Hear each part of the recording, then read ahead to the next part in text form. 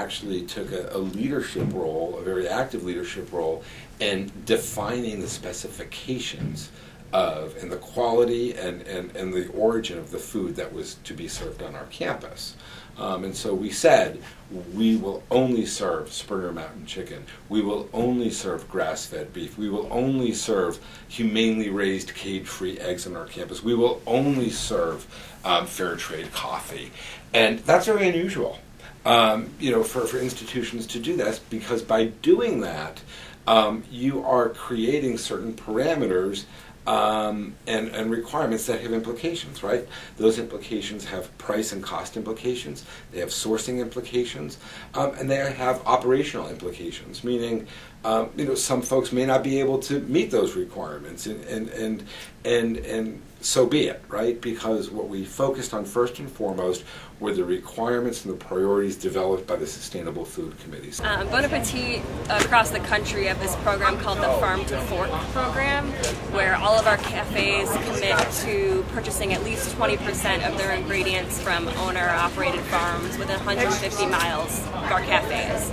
It's a little bit different than Emory's standard of like this 8-state region, but we're trying to kind of achieve both goals at the same time. But with the Farm to Fork program, we really prioritize local over organic because sometimes the organic certification and the organic certification process can be costly, it can be cumbersome for a lot of small farms. So we like to start with just buying local and then, seeing if our partners can eventually achieve some greater certification in the future. We'll see more local produce.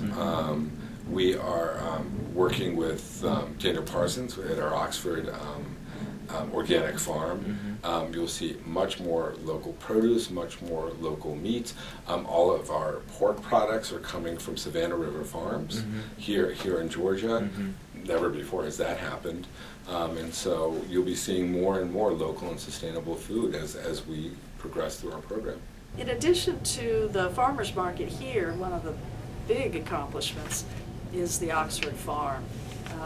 The college at Oxford was very fortunate to receive the donation of a beautiful piece of land right next to the campus. It was perfectly situated to become the Oxford Organic Farm, and the dean has worked very closely with the faculty committee there to create a wonderful educational experience that includes many different courses, put their students to work on the farm for many different purposes. Interns work on the farm. There's a summer apprenticeship program. So it's really an exciting opportunity, not only for education, but for serious production. Bon Appetit has really sought our produce.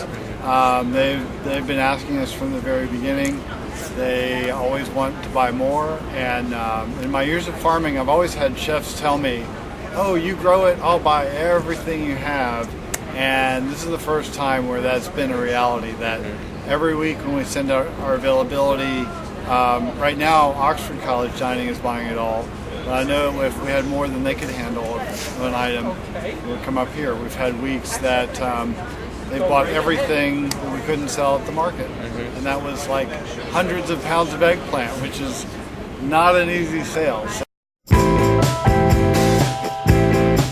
Our sort of strategy on food waste reduction is to try to attack it at every point in the supply chain, from the original source of the food, whether it be a farm or a packer or producer, right through to where it ends on the plate with someone enjoying a meal.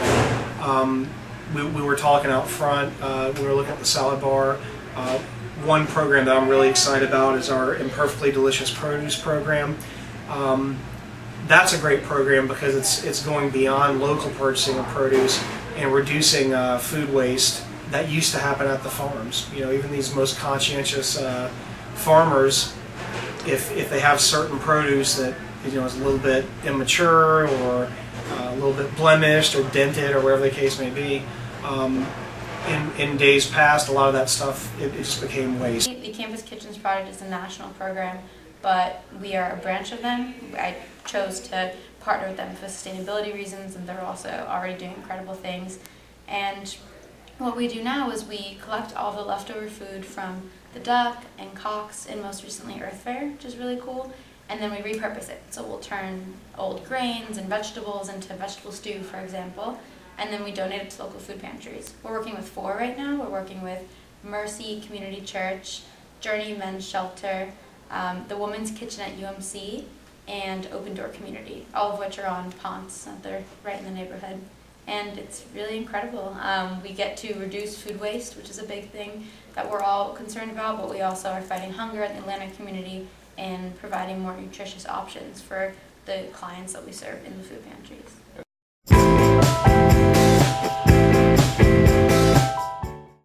When you think about the sheer number of students on this campus, and so ensuring that whatever waste that you have or whatever waste is generated by students is going into the proper receptacles.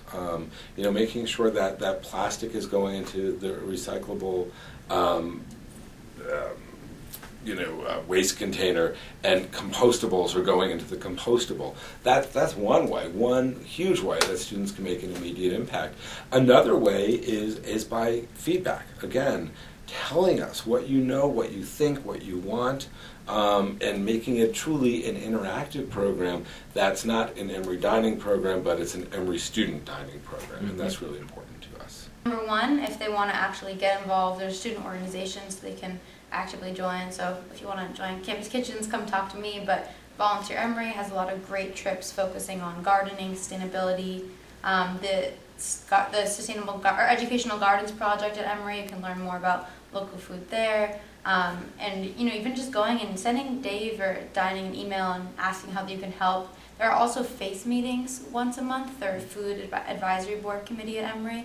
They have meetings where they literally serve dinner, and you can go and get free food and just say, I want more of this, or I want to see less of that. And so that's a way to get your voice out. And then also a big way to cast your vote is through your consumption. So when you're buying food, try to buy from the farmer's market that Emory has every Tuesday. Lastly, just, at least on my end, don't waste your food. Be conscious of how you're eating. So, if you buy beets from the store, for example, and cook with them, you can use the stock, make it into a stir fry or anything else. And so just kind of get to know your food more and be more aware, because the food system in the United States and all over the world is really integral to our economy and our culture. I think people need to start realizing that more and more.